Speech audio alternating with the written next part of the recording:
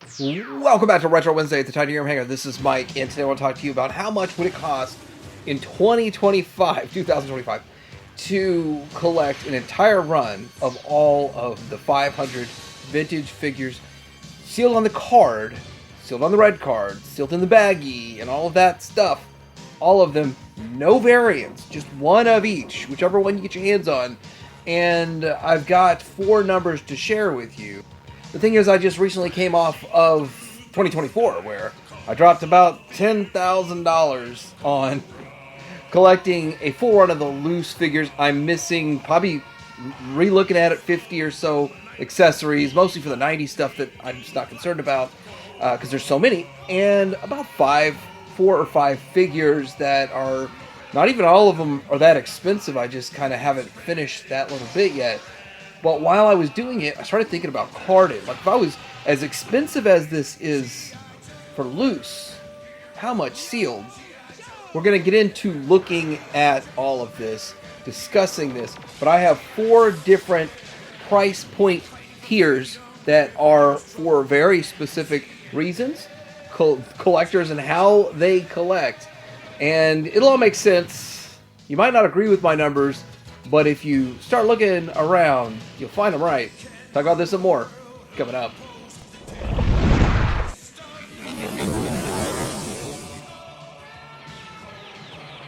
So we're going to start out just kind of talking about where prices lie and where they go. It's almost kind of like a bell curve here. Or sort of an upside down bell curve. An inverse bell curve on this. So starting out with 1982, if you're a purist, you're going to say, hey, I've got to have the straight arms. You're going to be spending more. Straight arm stuff is going to be more expensive than the swivel arms, just hands down. So getting everything 82 carded, good luck. So most of it, I would say 90% of it doesn't exist, and you might look all year and only 1 or 2 sealed ones pop up of each, and good luck on that. If I was going this route, I would do swivel arm. But that's just me. 1983, we start seeing more figures that are commanding a lot of money. Like, think about Cobra Commander. Cobra Commander commands a hefty price in the thousands. Sealed on the card in good shape. Good luck for a Mickey Mouse one. Good luck. Sealed in the baggy Mickey Mouse would still be very expensive. So a lot of these figures in here are at a floor of 300. I know Destro's worth like 600. I've got one. I just looked it up for fun. I was like, oh, if it's 3,000, I'll go ahead and let go of it. But it's not 3,000. It's not pushing 3,000. Destro, oddly enough, is not pushing a whole lot of money. Neither is Doc. He's like a $300 figure, and Marine Gung Ho. But for whatever reason, because all the melloways that get carded, Major Blood pushes some hefty money. 1984, like the Baroness commands like $1,500. You start seeing a couple things like yellowing or discoloration in Snake Eyes, no, Storm Shadow, and the Tracker, which is Spirit. And so with this, you do have quite a bit of expensive figures in the early years, 1984. Some of these are a little bit cheaper than others, but you're looking at a floor of about 300, going up to anywhere between 1,400 and 2,000, depending on the day, the figure, condition, all of that. 85 is a good year. That a lot of people want this stuff. It's really sought after. Good luck getting a Shipwreck sealed. The Crimson Twins, like, they're $800 to $1,000 sealed. You can get a loose set complete for like 30, but sealed, good luck. And so a lot of these are commanding a hefty price because this is where the nostalgia is, the joy and the fun, and the people that have them want to keep them and look at them on their shelf. Listen and Fun is just such a weird off the wall one that. Listen to Fun Tripwire, and that one commands like $700 or $800 sealed. 1986 is another one of those years that it's a good year, it's a solid year. You start seeing prices fall off. So this is the inverse bell curve where 86 they start to get a little cheaper, and just like Zorana and Xandar are probably a little bit cheaper than some of the other Dreadnoks in the past. Same thing with Monkey Wrench, probably a little bit cheaper. But still, a lot of these are commanding $300 for the most part. Class of 87. 87 was a movie year, so all this stuff is... This isn't really a bad year. Like Cobra Law, and that's a pretty expensive set. I sold mine for $450. My childhood one because I wanted to buy other toy lines, and it helped me. I saw one pop up for about that price this last year, but nowadays they're going for like 700 and up. But some of these you can get for 100. Some of these are going to cost you 300. And Battle Force 2000 is kind of all over the place. Generally, you see the 2-packs of Battle Force 2000 more than the single carded stuff. But for the most part, this is still a relatively affordable year to collect most of these figures, carded and sealed. 1988 is a year that I actually started saving my stuff. I started becoming an actual collector. Stopped opening my figures and started playing the long game on finding the stuff that I really wanted. See, I didn't want these as figures to play with. I mean, I opened my Road Pig. I'll give you that. And this is actually the year on the birthday cake that I got a couple of the figures with Voltar and Buzzard. They were cake toppers, free toys. I got a extra birthday presents on my birthday cake. But this is where I started introducing the Night Force. Very expensive stuff. Looking at 1,000, 1,200, up to 2,000 for sealed Night Force. 89, another year that I started saving my figures. And the Python Patrol specifically, because I did not want these as my Cobra Troopers. I wanted vintage ones. So I was able to keep those sealed as a backup. The only reason I picked them up was because I already understood that if you don't buy them now, then next year, this is going to be something different on the shelf. So I got to have them just to have them. But I eventually found them all at garage sales and was happy. Didn't have to open them. So I still have them sealed today. The reason they were saved for me was because I kept them sealed, and my mom and my grandmother thought he likes these the most because they're sealed. That's actually the complete opposite. I do appreciate Tiger Force and Python Patrol and all that a lot more as an adult collector. But Class of 90 is a lot of fun stuff here. But the truth is, I only had like 3 of these figures, and I didn't even know they made the rest of it. And I really didn't engage in watching the Deke show. I think I just didn't get G.I. Joe in my area. I don't know why or how that occurred. Some of the expensive stuff here, again, you're going to get, well, it's not Night Force. You're going to get the Sky Patrol. Sky Patrol, loose, complete, push $100 figure. Some of them 150, 170. Sky Patrol sealed, 300 plus for the most part. Then you're looking at Rapid Fire over there with the cassette, sealed with cassette. He's probably used to be a pretty cheap figure. Now he's like probably 200. Not really that bad in the grand scheme of things, but then the rest of them probably 50, 70 bucks for the most part for most of the rest of them. Getting into these figures here in 91. 91's a nice, like you're getting to the bottom of the inverse bell curve, meaning that a lot of this stuff is pretty cheap, but the Cobra Troop builders, those are expensive because people troop build them, wanted to open them and play with them and troop build them, and that is the thing. I don't see carded troop builders. Like, people are like, oh, I've got 11 carded Cobra Troopers. I'm sure somebody does, but that's not what I see as a typical pattern in collecting. It's like, I got one, I'm good. That's generally how the collecting goes. But it was the fact that they've been opened as troop builders was the bigger problem. And the thing about the 90s stuff was, even in 2018, I was finding 90s Joes for 15 or 20 bucks at even antique stores, which stuff is jacked up prices. They still looked at 90s stuff as next to nothing. And of course, you have to deal with that sticker that says they were only $1 on clearance. 92 is when we started introducing some of the stuff, the DEF's in there. We've got the Ninja Force, and it's another easy year.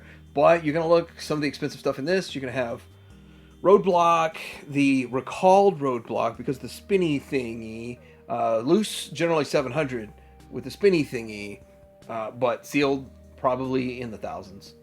1993 was a year which I think I have 4 pictures. I don't think I even have all the pictures for this. 109 figures that year. That was the biggest year of G.I. Joe ever. Not all of them are that expensive, but they have the Battle Force stuff, and then they do have some higher price figures in the year. But for the most part, this is a relatively affordable year to collect, aside from the fact that there's just the number of them. This is also the year they had Street Fighter added into the mix. This is also the year that they had started with Star Brigade, the lower price Star Brigade stuff. The 94 Star Brigade is ridiculously expensive. They have Battle Corps in here. We got some monsters. But overall, the problem isn't the price per figure, it's the number of figures. And then we got 1994. 1994 itself is a tough year to collect. I'll say this. If you were to try to collect every figure sealed on the card in 1994, it's going to cost you more than, well, I shouldn't say that because I think everything's available online right now in 1994, but 1982, because there's just so few of them, dollar-wise might be the same, but availability-wise, the 82 stuff just doesn't exist. Let's say 83 swivel arms. You could probably get those cheaper than buying all of this, because some of these figures do command $300-400 on their own, but there's still so many of them, and some of them still you can get for $50. Now for the receipts, as they say, I was going to look through everything online right now, but I think this is a nice little smattering of what's going on out there. Looking at a Baroness for $1,500, you see Duke at $1,200, you see a Bat, and this is stuff that was just put up, on May 4th? All this was posted on May 4th. And I do find this to be about what they go for, a very nice Grunt. And in my opinion, to me, Grunt isn't even a big hitter. In my opinion. Not a big hitter figure. But yet, my buddy sold his for $800. So, that was years ago. I think that was even before the 2020 boom, or maybe right at the 2020 boom. But I was like, for Grunt? That's weird. I didn't think he was that desirable of a character. You can go get a loose one for $20. So to me, that's not a big deal. Even a straight arm, but sealed is a big deal. Major Blood, I would think Major Blood would be worth more than a Grunt, but then again, condition. So you're seeing from this condition, the torn packaging, all of that.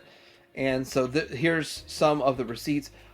Snake Eyes from 1989. This is version 3, and $250. I think that's pretty much on point, more or less. Then again, if it was truly on point, wouldn't it all have sold by now? Even that Bat. Oh wait, I took this snapshot on the 4th. It might have all sold already. Sorry. We've talked about some variables when it comes to quality, when it comes to the year, whether or not it's going to be a swivel arm or a straight arm, or maybe even a Mickey Mouse. But now you got to get into drivers. So if you're going to get all 503, you're going to have some drivers. You're going to have some packed in with vehicles. This is going to be very important to understand that they call these the red card figures. And red card bagged figures and red card carded figures. There's a big difference between them, but here's one with in a blister and a bubble would be carded. And for the most part, the red card, on the other side, sometimes it's blank. And sometimes it has a card back, but I think most of the time it's just blank. The card back's on the actual box of the vehicle.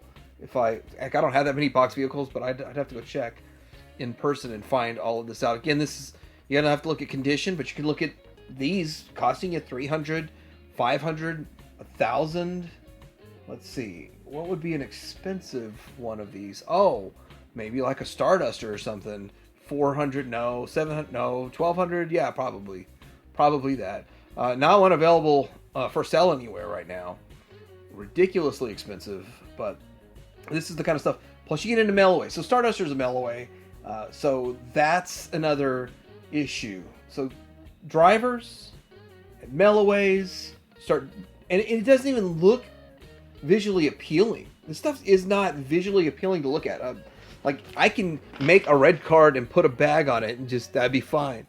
To me, I wouldn't even care. I would just get a really nice one and put it in a bag myself. But, I mean, that's disingenuous.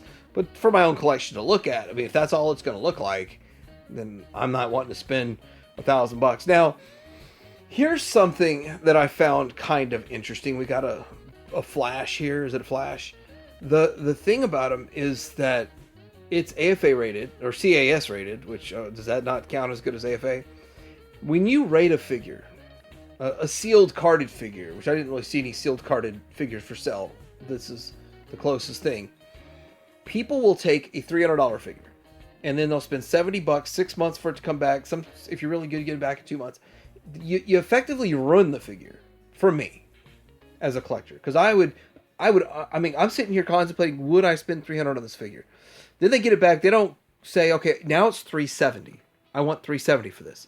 They say, no, instead of $300, I want $600 or $700. I want my $70 and 6 months worth of waiting to be worth it and pay off in the end. And so then that 600 or 700 is out of my realm of reality. Not that I can't afford to flex on one figure. It's just that I can't do that for 503, and I don't want to do that. So I'd rather go with un-AFA graded or CAS graded. To me, I avoid graded like the plague. If I see it's graded, I don't even consider it. And I believe 70 to 80% of collectors are the same way. Now for the first number, if you collected everything from day one, and we're talking in 1982, you're a kid, you got it, and you kept it sealed. Or you got 2 of each because you were super lucky. And you got all 5, the whole run as you went. If you just do the simple math, okay, 503 times $4 a figure, oh, that's pretty easy. That's more like 2,000, Mike, you're wrong. Well, what about the keel haul with the flag? What about the payload and hardtop from the Defiant? How are you going to get those for $4 each? You're not. You're still going to have to either get the vehicle or figure out some way to get those. And it ain't going to be cheap. And there was no eBay back in the day. So once eBay came around, those things started becoming extra pricey. So going straight through, as soon as they were released, $4,600. Next number is $250,000. And this is the number I came up with a lot of understanding that you're not going to get everything in perfect condition. Some of the bubbles are going to be lifting. You're going to have some ripped and torn corners or tears, imperfections. And that's where you're at, sealed. Bubble lifting is still considered sealed, brand new in the package.